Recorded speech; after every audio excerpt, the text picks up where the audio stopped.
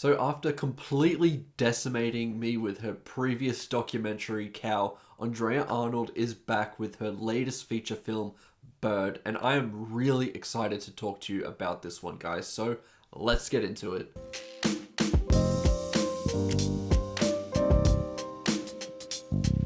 So this film premiered at the Cannes Film Festival, where it did really well. I believe it got an 11-minute standing ovation, and I do think it was in heavy contention to win the Palme d'Or. Seeing it today at the British Film Festival, I was excited to finally get a look at this movie because Cow was a documentary that really impressed me and drew me into Andrea Arnold as a filmmaker. I still haven't seen some of her more notable works like American Honey, but that film illustrated a lot in terms of the way that she likes to make films, because a lot of that has carried on into Bird, which is fascinating because this is a feature film instead of a documentary. But taking a lot of the sensibilities that Cal had in terms of following a perspective and putting you into the character's shoes was unreal. And once again, Andrea Arnold is able to craft a film that got a lot of emotion out of me because you just are on board for the ride. You are fully connected into this character's journey and what they're going through because of the way that Andrea Arnold likes to create films and directing some stellar performances. The film primarily follows a child played by Nikia Adams, who is quite displaced in her home.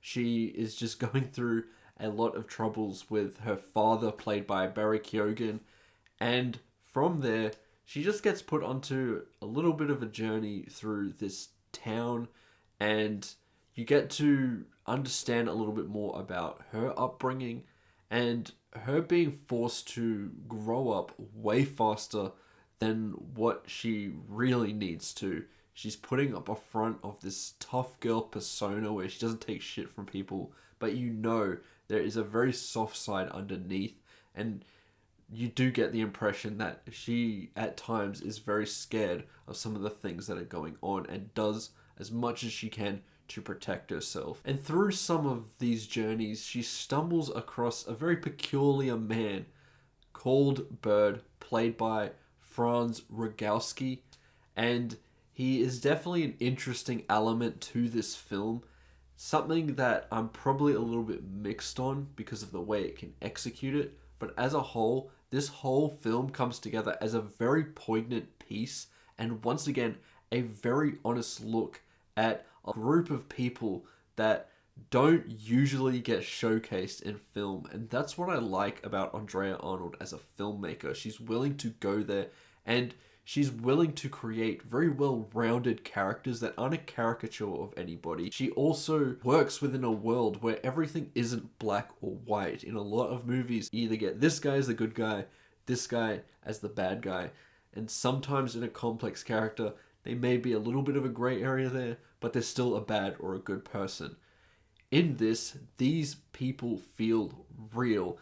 They are people that might have the best of intentions, but are really stupid, or don't know how to control their temper, or are just immature. There is just a lot of gray area here, and I don't think Andrea Arnold is painting some of these characters in a way where this guy is terrible. Yes, there are some people that definitely go beyond that and are just genuinely bad people, and that is illustrated in this film too.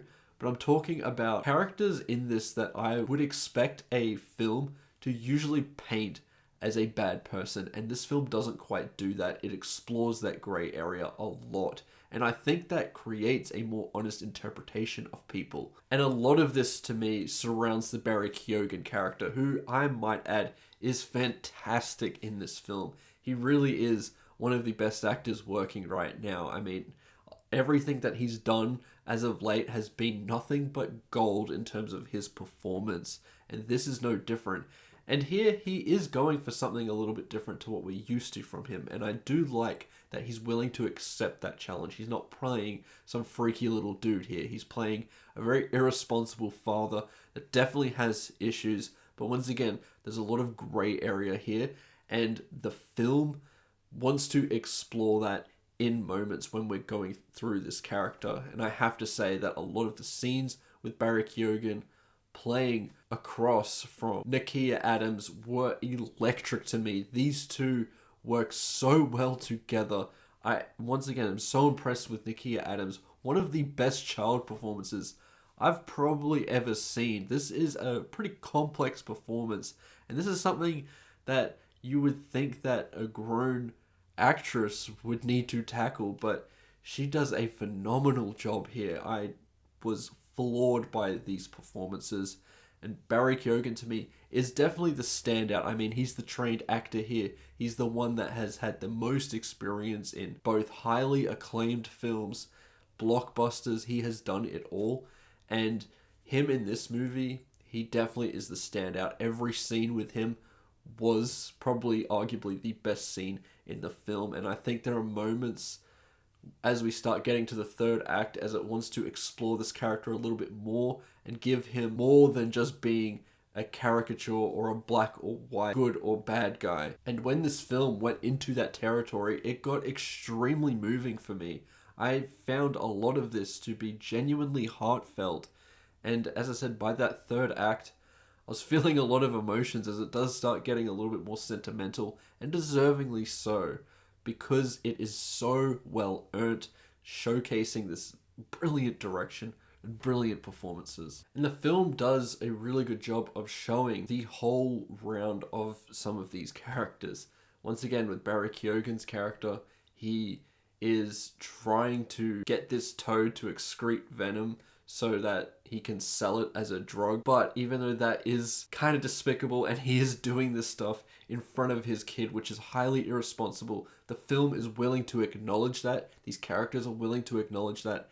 And you also realize that his intentions for what he's trying to do are ultimately kind of good in a sense. So that's what I'm saying, where the film works within this gray area. And because of that, you're able to have a more honest interpretation of these characters that inhabit these places. And that is ultimately what Andrea Arnold brings to the table. I noticed that a lot when I saw Cow a couple of years ago. It just went, here you go, you make up your own interpretations. Here's the footage, do with it what you please.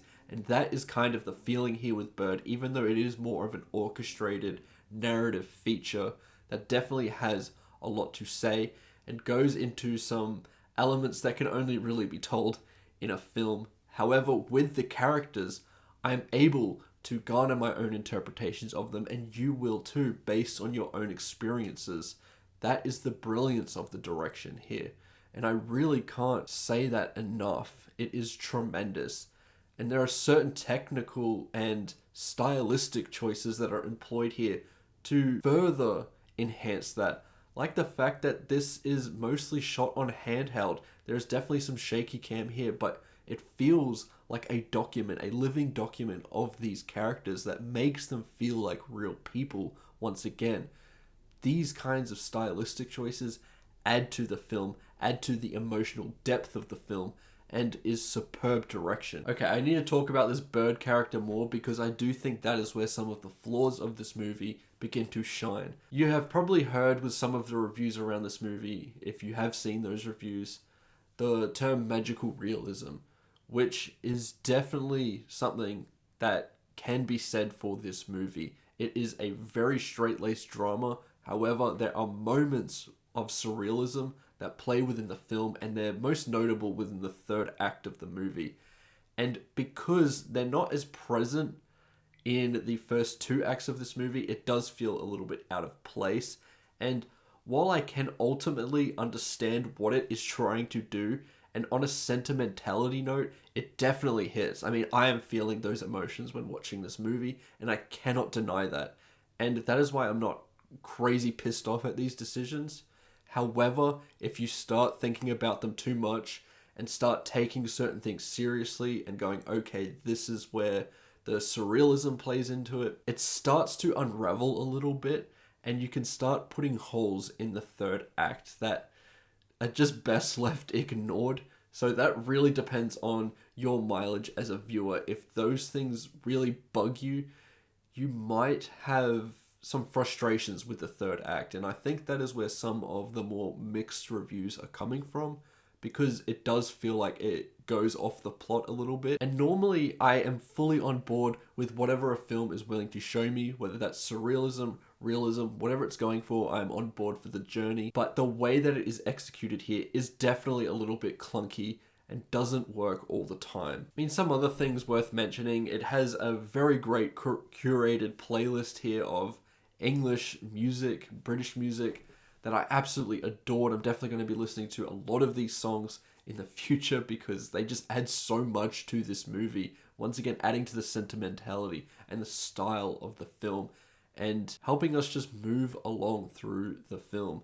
I never felt the runtime here. I never felt bored. I was consistently locked into this and just emotionally invested in these characters because, once again, the direction does such a superb job and these performances are absolutely terrific that it is just easy to connect with these characters. And when this film starts getting heavy and getting into some real dicey territory for these characters, talking about things like child abuse and neglecting children, when these things start really coming to the forefront of the movie, you are so locked in and engaged and you kind of feel a lot of emotions here. And I do think the way this film plays with all of that was superb.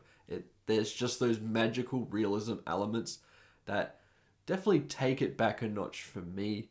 Maybe on a rewatch, I might like it a little bit more, but as of right now, I just can't get over how clunky some of it can be, and I can't really excuse that, even though every fiber in my body wants to, because at the end of the day, I was emotionally moved, and I loved the vast majority of this film.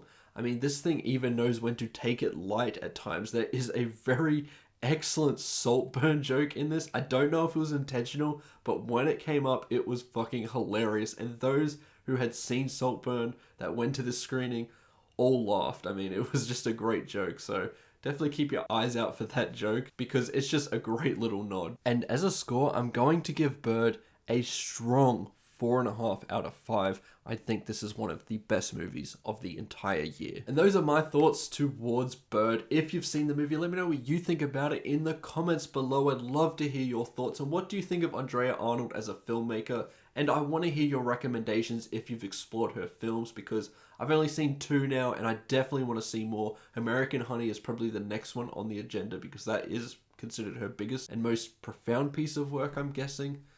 But I want to hear your recommendations. Let me know what I should jump into. I'd love to hear your thoughts. Remember to like and subscribe, and I'll see you in the next one. Goodbye.